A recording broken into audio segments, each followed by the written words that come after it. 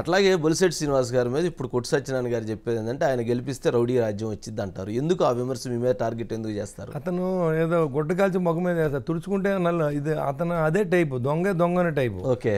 అసలు రౌడీజం అనేది తాడేపూడిలో ప్రవేశపెట్టిందే ఈ కొట్టు ఫ్యామిలీ.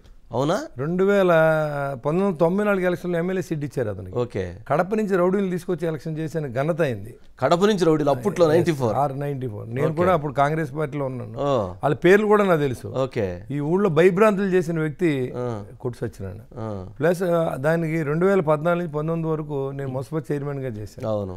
నేను నా సొంత డబ్బుని ప్రజలకు ఖర్చు పెట్టాను, సంక్షేమం కోసం ఖర్చు పెట్టాను తప్ప ఎలాంటి రౌడీజం పోలీసులు కూడా నేను ఎప్పుడు వాడుకోలేదు. పోలీస్ స్టేషన్ ఫోన్ చేసి వాళ్ళ మీద ఇతను రౌడీ అండి, యాక్చువల్గా పోలీసులను అడ్డం పెట్టి పోలీసులు రౌడీలుగా తయారు చేసి ఒక రౌడీ సి ఆకులు రఘు అనుకుంటే ఆయన తీసుకొచ్చి అందరినీ కొట్టించి వీడియో చూసిన ఆనందించే సైకో పెద్ద ఇతను కొట్టు సత్యనారాయణ గురించి. ఏంటి కొట్టించి వీడియో చూడాలా అంటే ఎవిడెన్స్ కావాలి నాకు, నువ్వు కొడుతున్నట్టు నాకు తెలియాలి. అంటే ఇది ఎక్కడో విన్నాను, త్రిపులార్ సందర్భంగా త్రిపులార్ను కొట్టినప్పుడు కూడా వీడియో చూసి తాడేపూరిలో కూడా 100% నిజం. తన్నులు తిన్న కుర్రోళ్ళతో కూడా మీరు కావాలని ఇంటర్వ్యూ చేసుకోవచ్చు. ఓకే. ఇప్పుడు మా కుర్రోళ్ళని కూడా చాలా మందిని కొట్టడం, ఇసుక లారీకి అడ్డం వెళ్తే అతను పోలీసులు తీసుకెళ్లి పోలీసులు కొట్టడం, సూసైడ్ అటెంప్ట్ చేయడం, మళ్ళీ వాళ్ళు వచ్చి బతుమలుకుంటాం, ఇవన్నీ కంటిన్యూ ఉన్నాయి.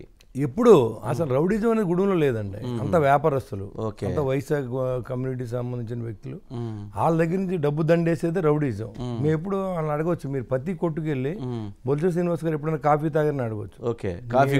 కాఫీ కూడా మంచినీళ్ళు కూడా నా డబ్బులేనండి. ఓకే.